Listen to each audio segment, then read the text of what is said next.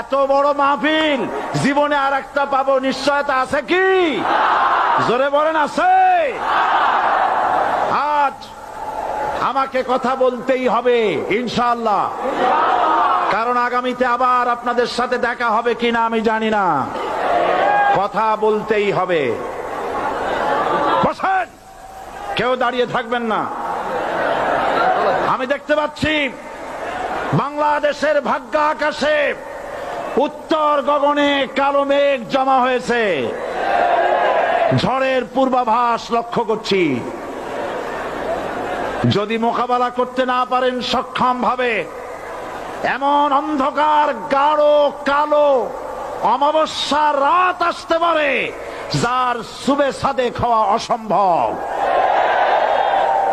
সুতরাং আপনারা কি কাপুরুষের মতো কাফের মুশরিকদের গোলামি করে